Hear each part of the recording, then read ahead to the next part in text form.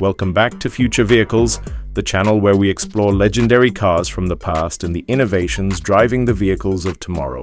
Today we're diving into a true icon, the 1966 Volkswagen Beetle, better known to fans around the world as Herbie. While the exterior of this lovable little car is famous for its distinctive number 53 and red, white, and blue racing stripes, today we're going to take you on a tour of its interior, a space that's just as memorable as the car's cinematic legacy. At first glance, stepping into the cabin of the 1966 Beetle feels like entering a time capsule. It's a beautifully simple space, stripped of the modern complexities we've grown used to. There's no touchscreen, no climate control, and certainly no voice assistant to greet you. But what it offers instead is a pure, unfiltered driving experience that reminds us why this car captured hearts across generations. The first thing you'll notice when you open the door is how light it feels. That's because the doors are made mostly of thin sheet metal, and there's no heavy padding or electronics to weigh them down. The interior door panels are basic, finished in vinyl with minimal trim. You get a manual window crank, a simple pull handle, and that's it. It's function over form, and honestly, it's refreshing in an age where door panels are often more complicated than the engine itself. Now let's talk about the seats. The front seats in the 1966 Beetle are compact and straightforward. They're upholstered in vinyl, available in a few color options, depending on the trim and market. They have a thin padding that doesn't exactly scream comfort by today's standards, but it serves its purpose. These seats are upright, slightly firm, and mounted close to the floor, giving you a unique seating position that's almost like sitting on a dining chair inside a car. They're manually adjustable, of course, and lack headrests, a reminder of how safety regulations have evolved over the decades. Slide behind the wheel, and you're greeted by an impossibly thin two-spoke steering wheel. It's large by modern standards, which actually helps provide the necessary leverage, since this Beetle has no power steering.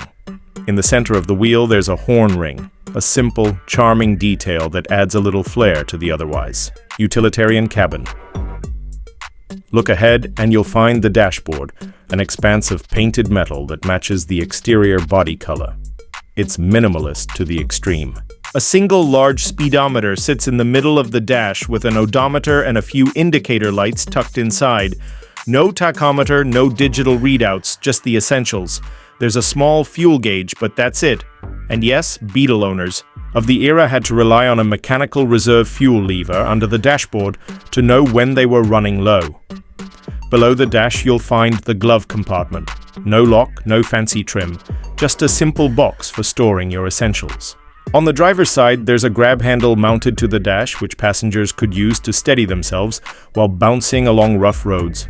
The dash also features pull knobs and switches that control the lights, windshield wipers, and defrost system, all mechanical and direct in function.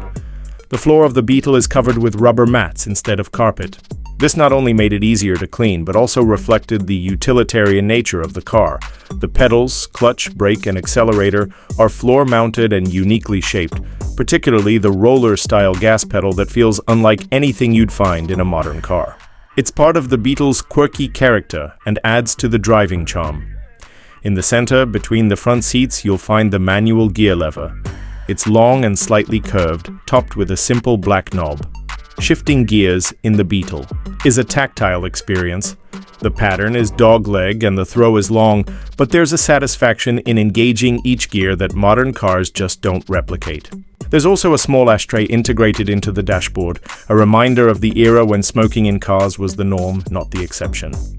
Moving to the rear seats, space is tight but surprisingly usable for a compact car. Like the front, the rear bench is upholstered in vinyl and offers just enough room for two small adults or children. There are no seat belts in many original versions, although later models and retrofitted versions often include lap belts. The back of the car also features small rear quarter windows that don't roll down but pop out for ventilation, a clever solution to maximize airflow in such a compact space. Storage inside the Beetle is minimal. There are no cup holders, no center console, and certainly no touchscreen compartments. But the Beetle wasn't designed for luxury or convenience. It was built for durability and accessibility. Everything inside is easy to clean, easy to repair, and built to last. That's a huge part of why these cars are still running today, nearly 6 decades later. What really stands out in the 1966 Beetle's interior is the sense of craftsmanship and simplicity. It's an interior designed with purpose, not opulence. Every detail has a function, and every component is easy to understand. For modern car lovers used to software-driven dashboards and AI-enabled systems, the Beetle offers a completely analog experience, and there's a kind of peacefulness in that. No distractions, just the hum of the air-cooled engine and the road ahead. Of course, we can't talk about this interior without mentioning Herbie. In the films, Herbie had a personality all his own, and while that may be movie magic, the car's quirky charm definitely shines through in the interior.